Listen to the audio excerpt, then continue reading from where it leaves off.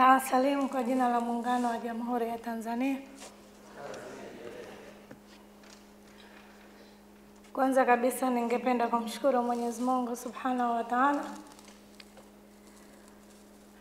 kwa kutufikisha siku hii ya leo, sisi sote kwa na afya. Lakini pia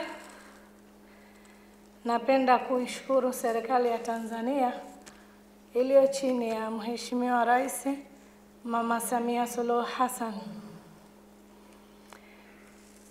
Na baada ya hapo napenda kumshukuru Naibu Waziri kwa kujumuika nasi katika hafla hii ya leo. Asante sana.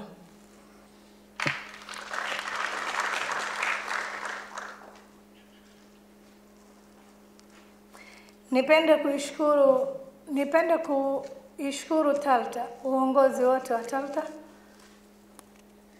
Napenda kuwashukuru sana kwa kuona leo ninaweza kufaa katika hii hafla na kupata tuzo hizi zenye heshima kabisa, nikikabidhiwa na Mheshimiwa Naibu Waziri kwa mapenzi na uono wenye nuru katika jamii yetu ya Kitanzania. Baada ya hapo napenda kuwashukuru Watanzania wote ambao mliniombea dua na mliumizwa na lile ambalo linikuta na bado mnaendelea kuumia. Lakini mimi niwape moyo kwamba alhamdulillah, katika yale Mwenyezi Mungu aliniepusha na mengine zaidi na akaniachia uhai, akaniachia afya ili niweze kupambana. Baada ya hapo niweze kulea watoto wangu. Lakini katika hayo yote sijawa Halima wa baada ya kuwa na taaluma yangu ya udereva. Bado naiishi na dua zangu zilikuwa kuendelea kuiishi hii taaluma, na alhamdulillah siku hii ya leo namshukuru sana Mwenyezi Mungu. Naishukuru serikali ya Tanzania ya Mama Samia, nimeonekana katika hili na dua zangu zimeitikiwa. Sikutegemea kama wito huu leo utakuwa wenye manufaa makubwa kwangu. Sikutegemea kama mapenzi haya viongozi wa TALTA wangenionyesha surprise hii. Hawakuniambia haya yote, waliniambia tu tunakualika kwenye hafla yetu ukiwa kama kioo cha jamii cha taasisi yetu ya udereva, ili uweze kuwaonyesha wanawake wengine na madereva wengine katika hii taasisi ya udereva. Asanteni sana uongozi wa TALTA, Mwenyezi Mungu awazidishie kwa kila kitu.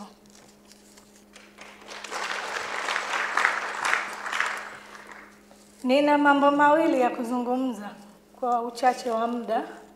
Jambo la kwanza, natoa wito kwa madereva wa kike. Natoa wito kwa wanamama, natoa wito kwa wadada. Kazi ya udereva sio kazi ya wanaume pekee, ni kazi ya kila jinsia, mwanamke ama mwanaume. Lakini haifanywi kwa mwanamke kuiekti kama ni mwanaume, nikimaanisha kwenye stara. Unapoingia udereva, wewe mtoto wa kike, nenda kaiishi stara yako. Kaonyeshe wema wa kike. Mwanamke ni mama, mwanamke ana mapenzi, mwanamke ana huruma. Kaonyeshe yale yote. Kama ni kwa abiria, onyesha kwa abiria wako, na kama ni kwenye maroli, basi onyesha kwa mabosi zako ama kwa wale watu ambao wanaweza kukutuma mizigo yao kupitia roli zao. Lakini pia wanawake wengi sasa hivi madereva kusini, bado baada ya mimi kupata ajali hajatokea mwanamke kuja kurikava nafasi yangu. Mimi naomba atokee mwanamke arikave nafasi yangu. Hii taaluma naiishi na ni ndoto yangu. Wallahi naipenda sana.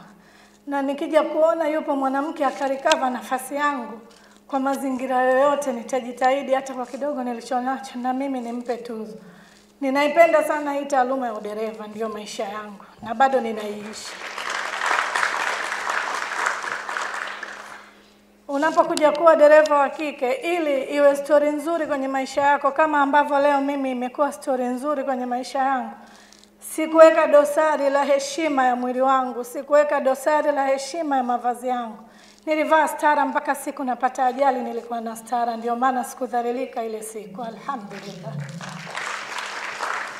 Kwa hiyo nawahusia wanawake wote ambao sasa hivi ni madereva na ambao mna ndoto hii ya kuja karibuni, ila ninachowahusia, msivae vibaya, msiwe matomboi, msiache kuvaa kama wanaume, kwa kuwa hili tukio ni linasababisha watu wahisi ni kazi ya wanaume. Tuvae stara, tujiheshimu, tuheshimu watu. Tuthamini hata wale abiria ambao tunawabeba ndio mabosi zetu na ndio thamani yetu. Kwa hiyo kikubwa ni kuivaa stara, ndicho kitu ambacho nakiomba sana. Lakini jambo la pili, ninakuomba naibu waziri, tasnia ya madereva bado haijapata mtetezi.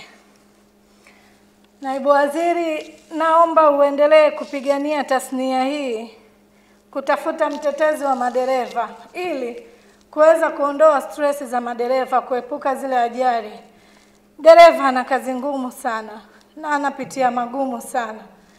Atoke ofisini amekwazana na bosi wake, aje barabarani akutane na truki, aje kwenye basi, mfano basi, akutane na abiria wake, na walori akutane na bosi wa mzigo wake, aje kwa LATRA akutane na VTS. Anakutana na mambo mengi. Nyumbani ameacha mume au mke, anakutana na stress zake. Na yule ni mwanadamu pia, anakutana na mambo mengi. Linapotokea tatizo, lijaribu kufuatiliwa tatizo hili limesababishwa na nini. Basi hakika madereva wahukumiwa kwa haki zao. Mimi naomba kabisa Mheshimiwa Naibu Waziri, hili lifike mezani, madereva wathaminike, wapewe heshima zao, kulipwa kwa wakati, kulipwa kwa makubaliano, mikataba ya kazi, na matajiri kujiunga kwenye mifuko ya malipo ya wafanyakazi, mifuko ya fidia ya wafanyakazi, mfano WCF, NCCF, vitu ambavyo baadaye havitakuja kuwagombanisha kati ya madereva na wafanyakazi. Kama ambavyo leo mimi na tajiri yangu hatujawa story kwenye mitandao ya jamii, Omari Superfeo. Namshukuru pia kwa kile ambacho alikionyesha kwangu. Japo hakikuwa kikubwa, lakini bado kinanisaidia katika maisha yangu kupitia mfuko wa WCF. Nawashukuruni sana Watanzania kwa kila kitu kwenye maisha yangu. Asante sana.